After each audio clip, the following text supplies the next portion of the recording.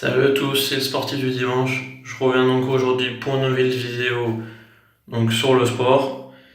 Donc la dernière fois j'ai dit que je pouvais parler de biathlon, tout ça, machin, mais je me suis dit bon, peut-être que le biathlon ça intéresse pas forcément de gens, même si je peux bien l'expliquer, tout ça, machin.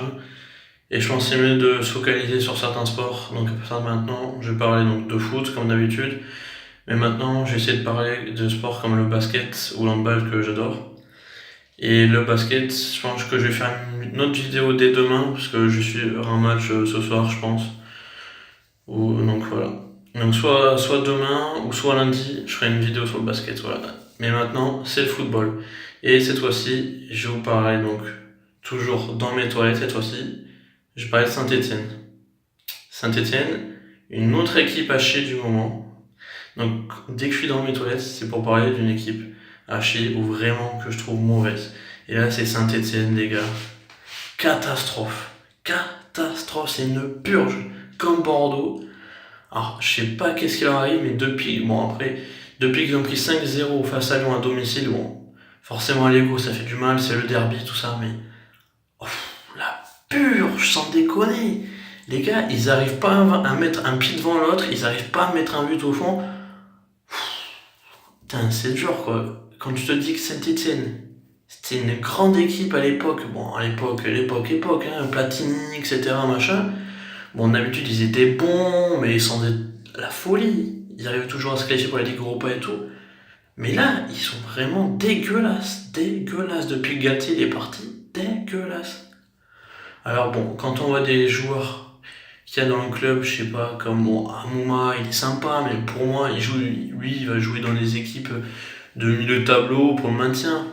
Mais Saint-Etienne, c'est tout sauf une équipe de maintien. Quand ils ont des joueurs comme Monet Paquet, des joueurs comme Soderlund, ils mettent pas un pion alors qu'ils sont censés être buteurs. Mais après, je me dis qu'il y a des mecs comme Ruffier. Le mec, c'est un international, censé être international, mais celui qui veut pas être troisième gardien de l'équipe de France.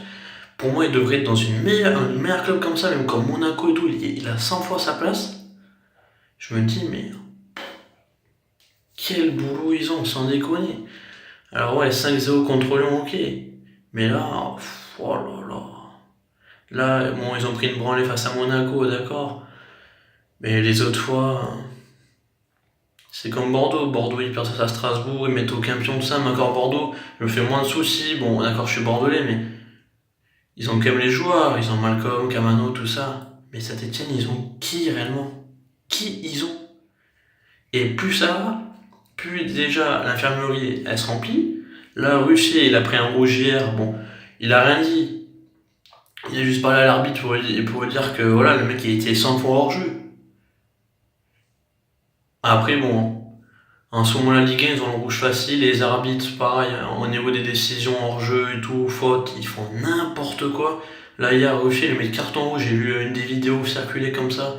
C'est n'importe quoi. À quel moment il y a carton rouge? Jamais il y a carton rouge.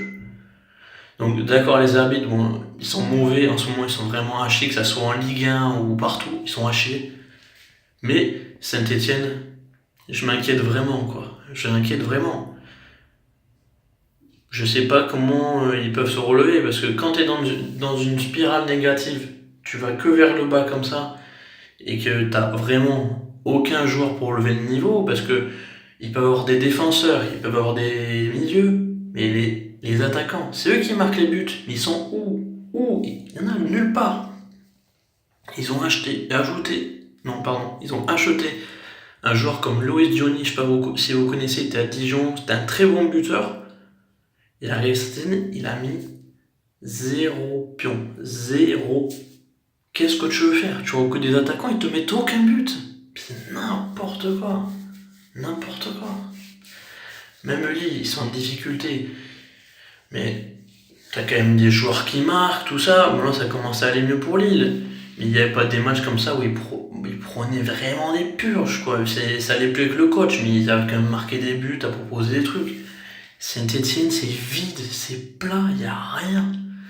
Donc franchement, je m'inquiète vraiment pour eux. Et voilà, après, bon, on va dire que ça date pas d'hier, parce que quand il y avait Galtier qui était là, Déjà, ils vendaient tous les meilleurs joueurs, parce qu'il faut savoir quand même, il y a des joueurs comme Aubameyang qui étaient à Saint-Étienne. Il y avait Payet aussi, il y avait Gomis, il y avait Matuidi. Voilà. Je sais pas comment ils vont faire.